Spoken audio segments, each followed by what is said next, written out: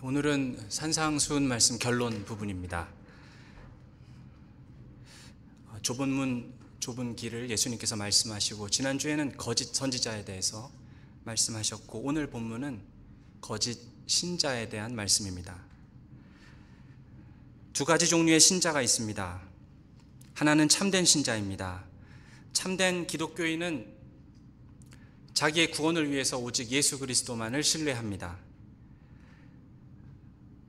다른 어떤 것 신뢰하지 않습니다.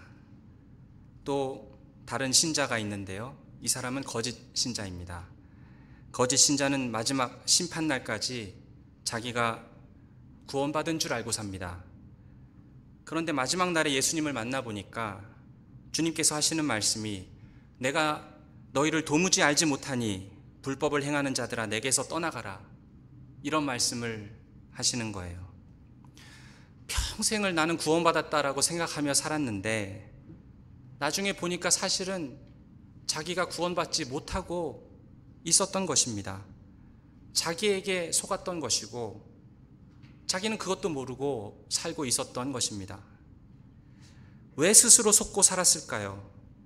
왜 자기가 구원받았다고 착각하며 살았던 것일까요? 자기는 거짓 신자이면서 왜 참된 신자라고 생각했던 것일까요? 몇 가지 이유가 있습니다.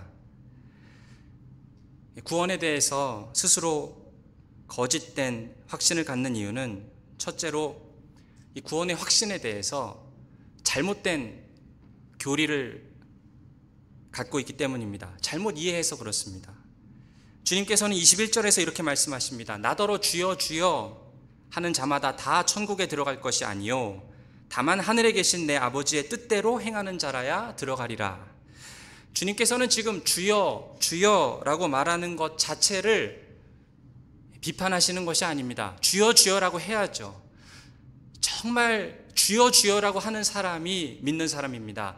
주여라고 예수님을 주님으로 고백하지 않는 사람은, 그 사람은 믿는 사람이 아닙니다. 그런데 반대로 예수님께서는 주여라고 말하는 사람이 모두 천국에 들어갈 수 있는 것은 아니다 라고 하십니다. 구원을 받지 않았으면서도 예수님을 보고 주여 주여라고 말하는 사람들이 있다는 것입니다. 그런 예가 성경에 나와 있습니까? 네, 있습니다. 예를 들어서 야고보서 2장 19절에 보면은, 내가 하나님은 한 분이신 줄을 믿느냐, 잘하는도다 귀신들도 믿고 떠느니라. 귀신들도 예수님을 하나님의 아들로 압니다. 예수님을 고백합니다. 믿습니다. 그런데 문제는 이 믿음은, 귀신들의 믿음은 머리로만 믿는 믿음입니다. 어떤 사람들은 정답을 말할 줄 알면 자기는 구원받았다라고 생각합니다. 아, 사람은 믿음으로만 구원받는다. 예수님은 십자가에서 죽으셨고 나의 죄를 사해 주셨다. 그분은 부활하셨다. 그분을 믿으면 난 천국에 간다. 정답을 말할 줄 알면 이상하게 그 사람은 구원받았다라고 생각하는 그런 사람들이 있습니다. 예수 그리스도에 대한 몇 가지 조항을 입으로 고백하면은 구원받았다라고 말합니다. 그러나 이것을 고백했다라는 것만으로 반드시 그 사람의 구원이 보장되는 것은 아닙니다. 오늘 본문 22절을 보니까 또 이렇게 말합니다. 그날에 많은 사람이 나더러 이르되 주여 주여 우리가 주의 이름으로 선지자 노릇을 하며 주의 이름으로 귀신을 쫓아내며 주의 이름으로 많은 권능을 행하지 아니하였나이까 하리니, 이 사람은 자기가 주님의 이름으로 예언도 하였고 귀신도 쫓아냈고 능력을 행했던 것을 생각하면서, 아, 내가 그럴 수 있었던 것은 내가 구원받은 사람이니까 그럴 수 있었지라고 생각을 했던 것입니다. 그래서 착각하고 구원받지 않았으면서도 자기가 구원받은 줄 알고 그렇게 마지막 날까지 살았던 것입니다. 근데 성경에 보면 구원받지 않은 사람이 실제로 예언도 하고 귀신도 쫓아내고 능력을 행했던 경우가 있습니까? 성경에는 그런 예들이 많이 나와 있습니다. 발람 선지자는 바른 메시지를 전하고 예언을 했던 사람이지만 사꾼 목자로 하나님께 버림을 받았습니다. 사울 왕도 천국 밖에 있는 사람이었습니다. 그런데 이 사람이 다윗을 잡아서 죽이려고 사무엘 선지자로 찾아갔을 때, 그때 사무엘 선지자 옆에 있던 많은 선지자 생도들이 예언을 할 때, 그때 갑자기 성령의 그런 임재를 경험하면서 그 사람도 감동해서 예언을 한 적이 있습니다. 그래서 속담에 사울도 선지자 중에 한 사람이더냐, 이런 속담이 그 당시에 있었다라고 하지요. 가룟 유다 같은 사람도 제자들과 함께 전도 여행을 나갔는데 나중에 제자들과 돌아오면서 흥분해가지고 예수님, 주의 이름으로 귀신을 쫓아내고, 그래서 예수님께 나와서 보고를 했던 그런 일도 있었습니다. 예수님께서는 거짓 선지자들과 적그리스도가 말세에 일어나서 표적과 기사를 행하며 사람들을 미혹할 것이라고 경고합니다. 사탄이 가지고 있는 능력을 사용하는 것이죠. 그렇기 때문에 이렇게 겉으로 드러나는 예언이나 귀신을 쫓아낸다거나 또 능력을 행한다고 해서 그 사람이 다 구원받은 것은 아닙니다. 구원의 증거가 될 수는 없습니다. 저와 여러분도 자기를 속여서는 안 됩니다. 우리가 거듭나서 우리 속에 하나님의 생명을 간직하고 있다라는 분명한 증거가 나타나야 됩니다. 자기 신앙의 기초를 어떤 만들어진 규정된 어떤 교리 조항을 입으로 반복하는데 두기 시작하거나, 아니면은 예언이나 귀신을 쫓아내는 능력이나 또 이런 능력에 두기 시작한다면은, 그러면은 이 무서운 자기 기만의 위험에 빠지게 되는 것이죠. 자기가 구원받았다라고 착각하는 이유 두 번째는 자기를 검토하는 것을 거부하는 것입니다. 첫 번째 원인과도 연결이 됩니다. 자기를 돌아보고 자기를 테스트하고 자기를 시험하고 내 구원이 정말 진짜인지 아니면은 내 신앙이 참인지 거짓인지 자기 마음을 들여다보고 자기 스스로를 돌아보며 검토해야 됩니다. 근데 어떤 사람들은 이런 얘기를 합니다. 난 이미 구원 받았는데 왜 자꾸 예수 믿으라고 하는가? 왜 자꾸 구원 받았는지 돌아보라고 해? 그리고 내 구원을 위해서는 주님만 바라보고 하나님만 바라봐야지 왜 내 자신을 자꾸 내 마음을 검토해 보라고 하는가? 나를 살펴볼 필요가 없고 날 봐봤자 내 안에 더럽고 추한 것밖에 안 보이고 부담만 되는데 뭐하러 자꾸 날 보라고 하지? 나를 볼 필요는 없고 그냥 예수님만 바라보면 돼, 이렇게 말합니다. 그러나 이것은 성경적인 것이 아닙니다. 성경은 언제나 우리 자신을 검토해 보라고 말합니다. 고린도후서 13장 5절과 6절을 보면은 너희는 믿음 안에 있는가?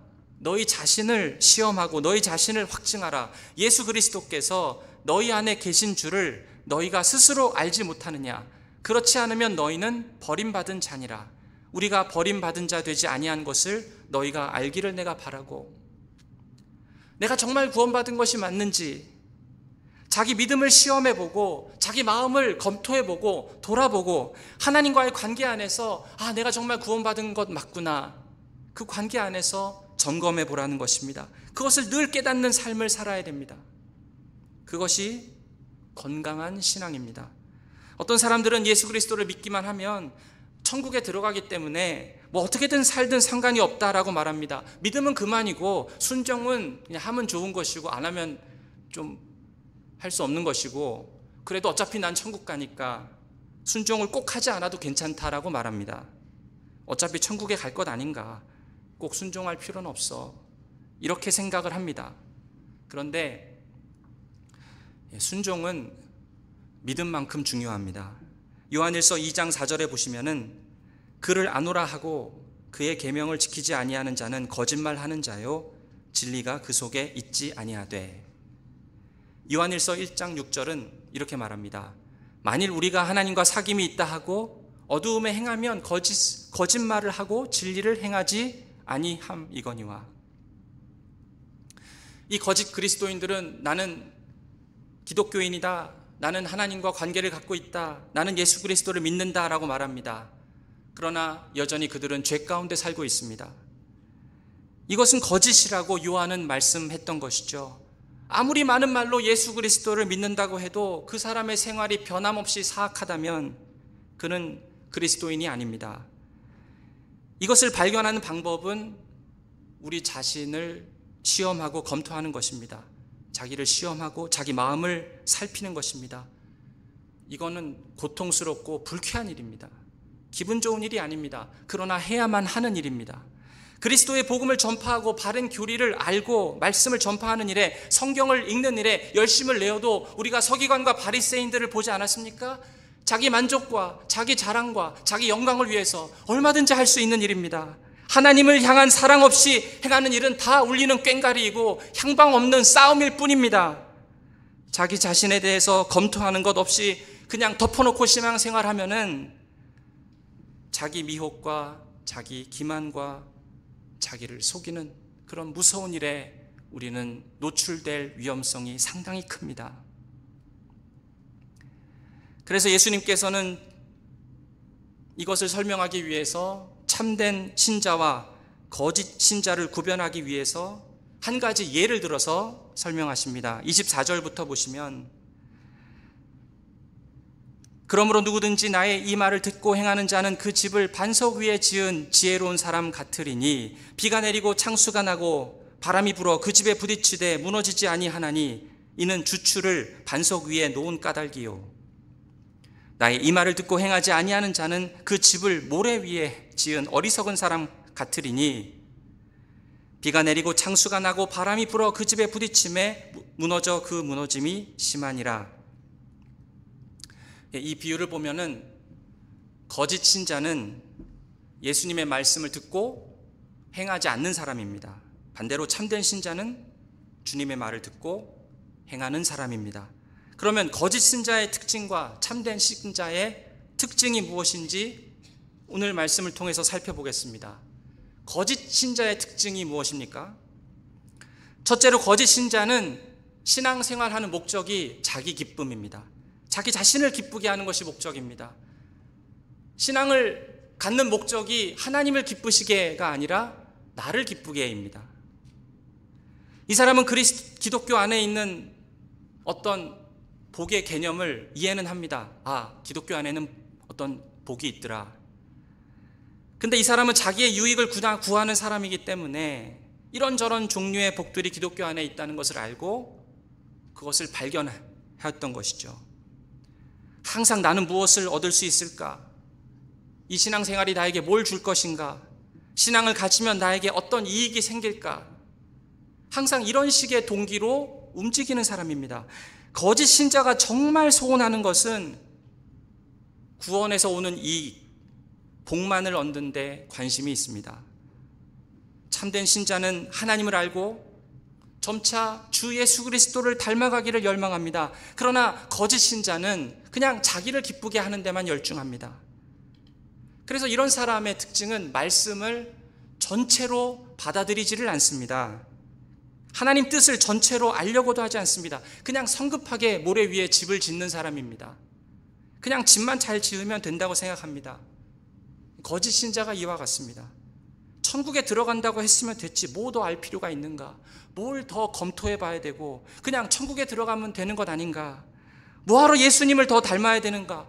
뭐하러 제자 훈련 같은 걸 받아야 되고, 뭐하러 하나님의 뜻을 알려고 해야 하는가? 왜 내 자신을 자꾸 검토해 보라고 하는가?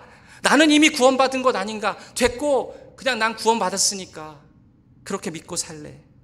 이런 사람이 모래 위에 집을 짓는 사람입니다. 이 사람은 참으로 하나님의 말씀을 궁금해하지 않습니다. 하나님의 말씀을 연구하려고 하지도 않습니다. 성경을 진실하게 배워나가는 사람이 아닙니다. 진심을 다해서 성경을 알려고 하는 관심이 없습니다. 하나님 뜻 전체에 대한 관심이 없습니다.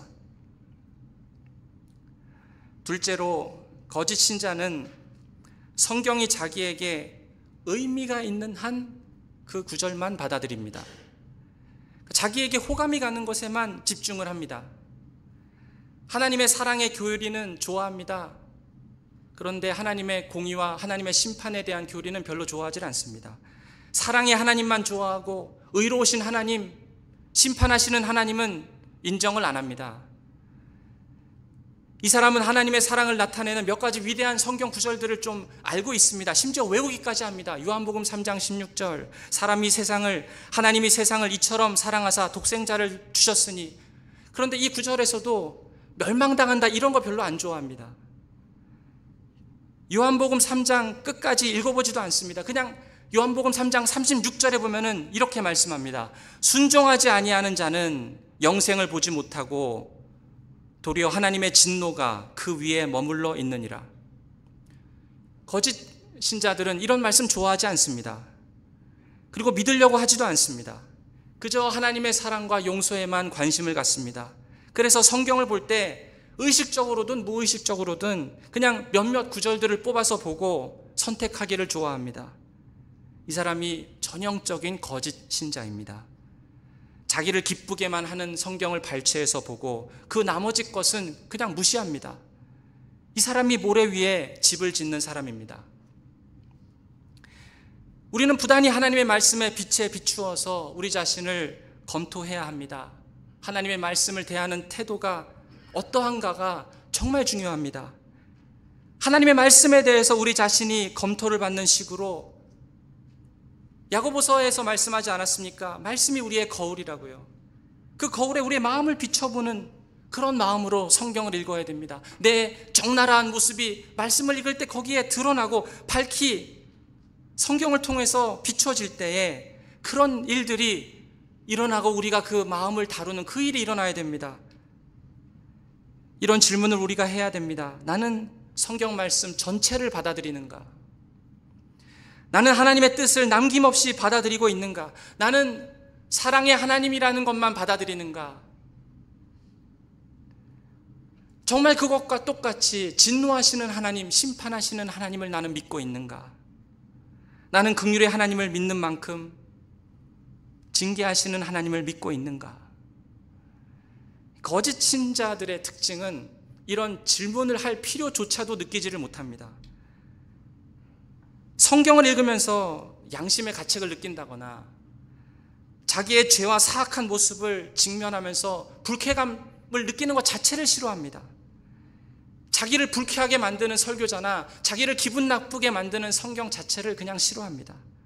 그런 구절들을 좋아하지 않아요.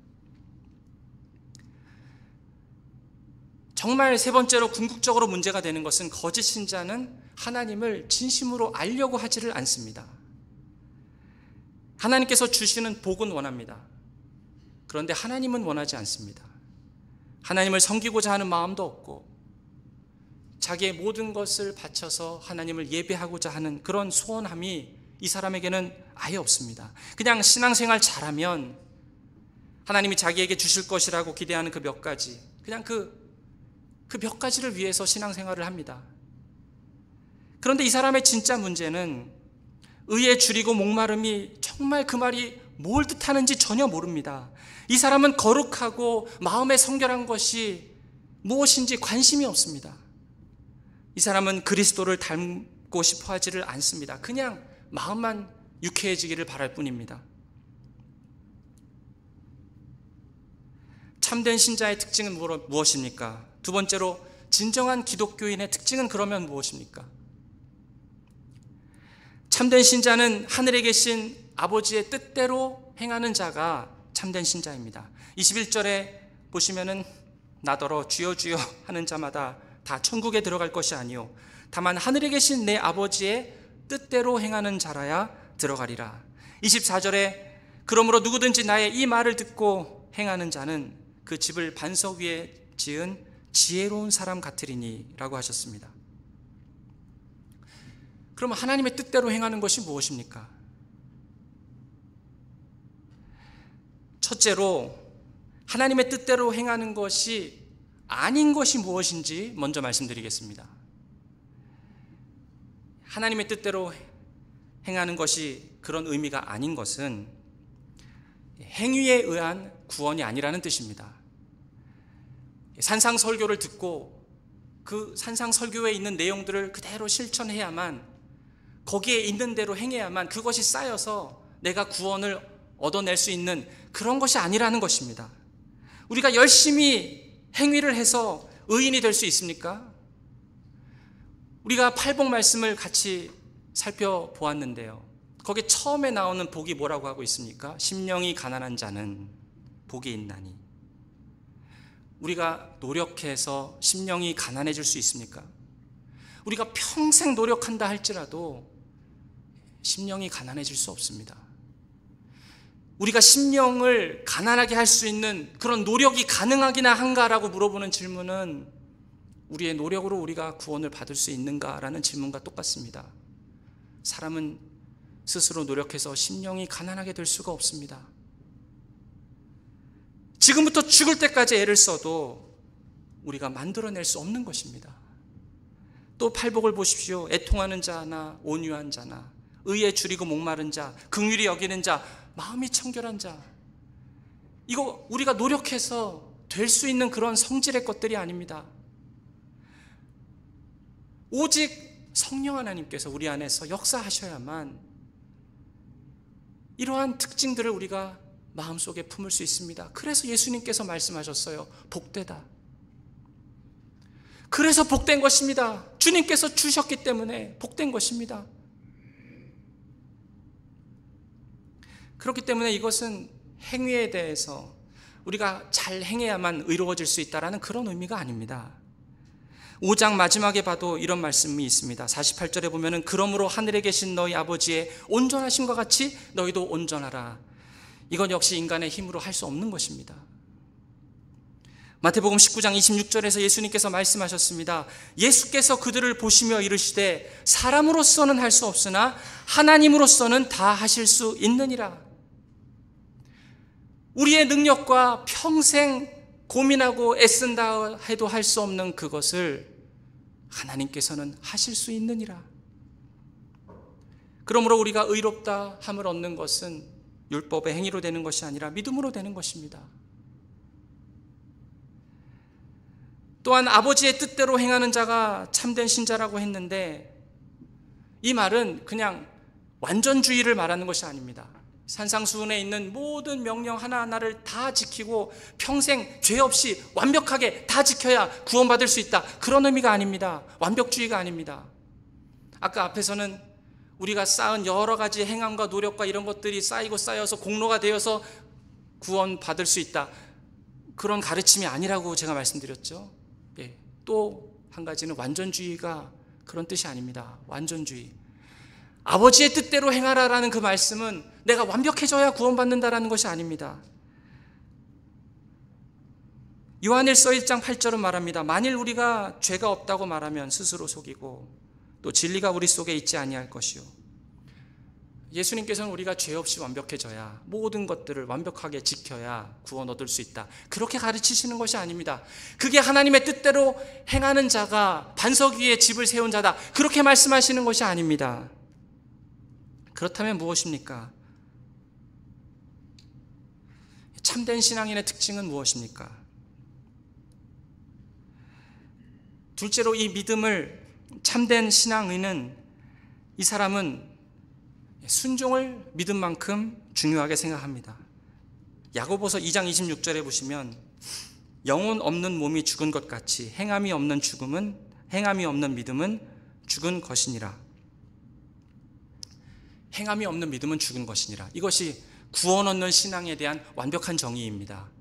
예수님께서 모래 위에 세운 집과 반석 위에 세운 집의 비유를 길게 드셨는데 그 긴 비유를 단 한 문장으로 요약하면 바로 야고보서 2장 26절 말씀입니다. 행함이 없는 믿음은 죽은 것이라.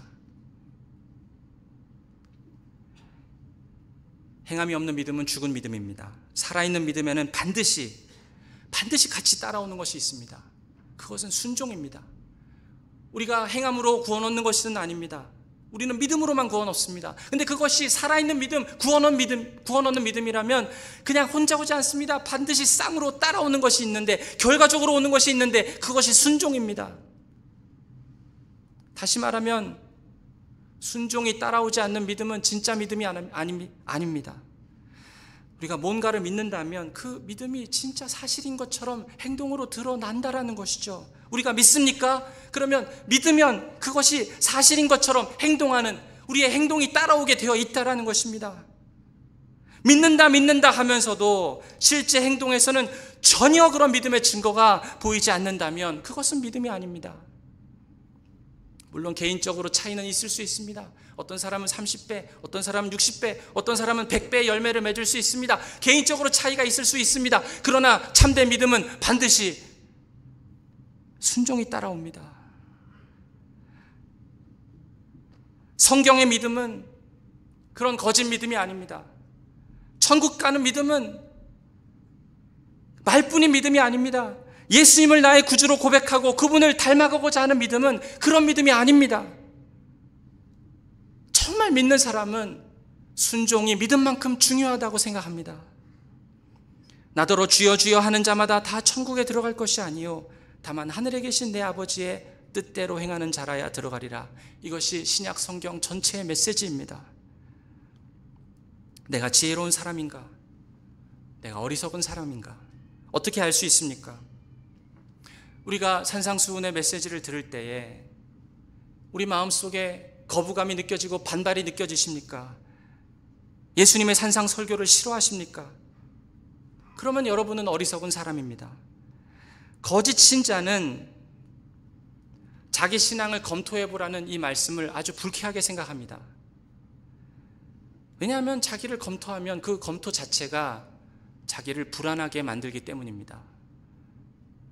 그러나 참된 기독교인들은 산상 설교가 주시는 그런 모든 가르침과 모든 설교가 듣기에는 힘들고 아프고 송곳으로 찌르는 것 같지만 그 예수님의 말씀을 좋아합니다. 기꺼이 받아들이려고 합니다.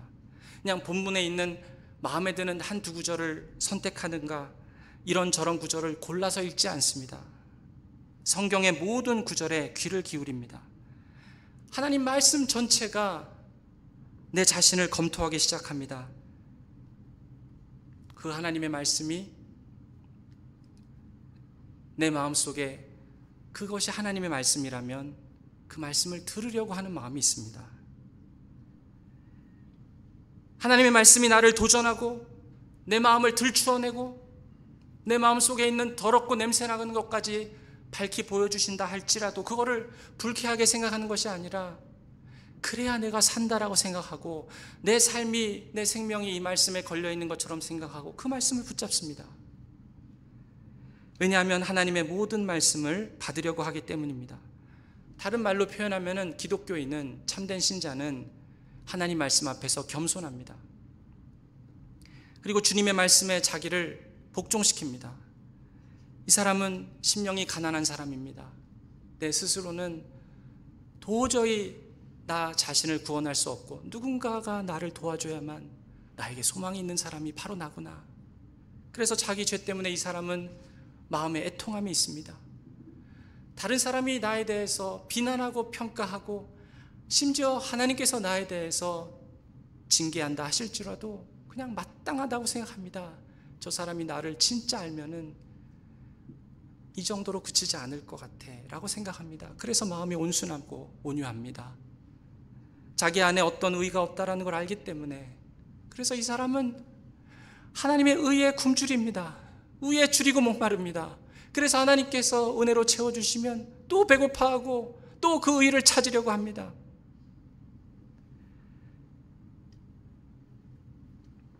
그래서 전적으로 팔복의 말씀에 동의하고 산상수훈에서 예수님께서 주시는 그런 모든 말씀들을 가르쳐 주신 대로 예수님께서 그 율법을 해석하신 대로 다른 사람에게 분노하지 말라, 간음하지 말라, 거짓 맹세하지 말라, 원수를 사랑하라.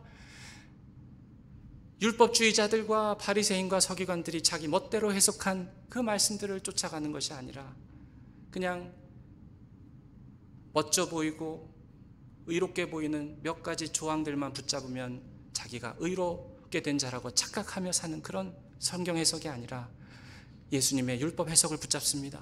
하나님을 사랑하고 이웃을 사랑하고 그렇게 동의합니다. 그리고 그렇게 살고자 하는 진심 어린 소원이 마음속에 있습니다. 여기 중요한 질문이 있습니다.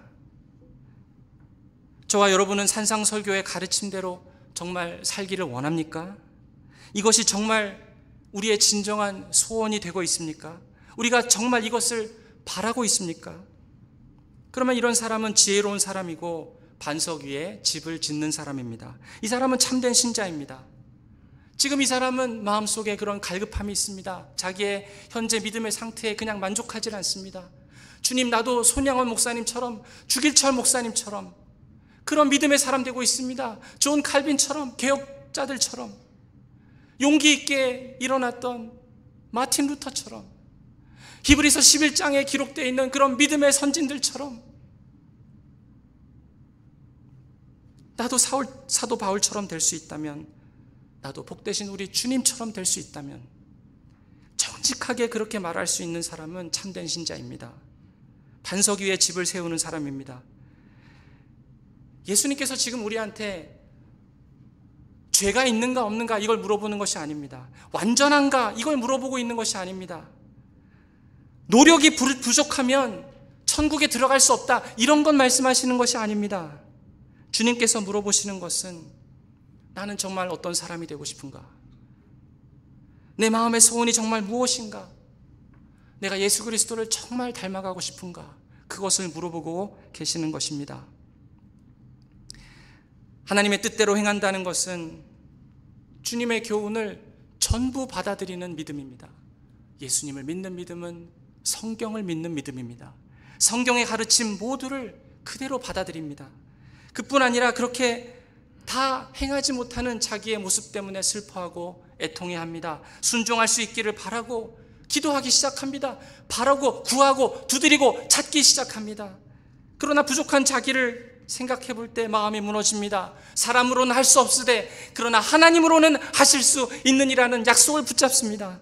성령께서 도와주실 것이라는 약속을 믿고 받아들입니다. 왜냐하면 이것은 자기 스스로 만들어낼 수 없는 의라는 걸 알기 때문에 오직 성령께서 내 마음 가운데서 역사하셔야만 할 수 있는 의이고 주님께서 반드시 이루어 주실 것을 그 약속을 믿기 때문입니다.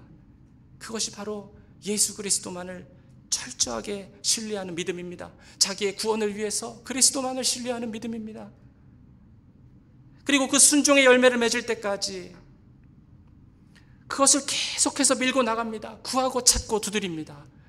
그것이 주의 뜻을 따라서 행한다라는 뜻입니다. 그래서 이것을 행하는 것과 주 예수를 닮는 것이 이 사람의 가장 큰 소원입니다. 사랑하는 여러분, 웨스트민스터 소요리 문답 제1문은 이렇게 말씀합니다. 인간의 제일 되는 목적은 하나님을 영화롭게 하고 영원토록 그를 즐거워하는 것이다. 이것이 우리 신앙인들의 가장 제일 되는 목적이라고 기록하고 있습니다. 하나님을 영화롭게 하는 것, 그리고 그 하나님을 즐거워하는 것. 우리가 이런 목적대로 완벽하게 될까요? 아마 그렇게는 될 수 없을 것입니다. 그러나 믿는 사람은 그것을 소원하면서 삽니다. 그 목적을 쫓아갑니다. 우리가 그렇게 될 수 있도록 하나님을 영화롭게 하고 그분을 즐거워하는 사람이 될 수 있도록 성령님께 도와달라고 부탁합니다. 성령께서 끊임없이 반드시 우리를 그렇게 도우실 것입니다. 그 성령님을 의지하시기 바랍니다. 하나님의 말씀의 거울 앞에 자기를 비추어 보고 하나님 앞에서 자기의 마음을 정말 다루어 볼 수 있는 사람은 그 사람은 복된 사람입니다.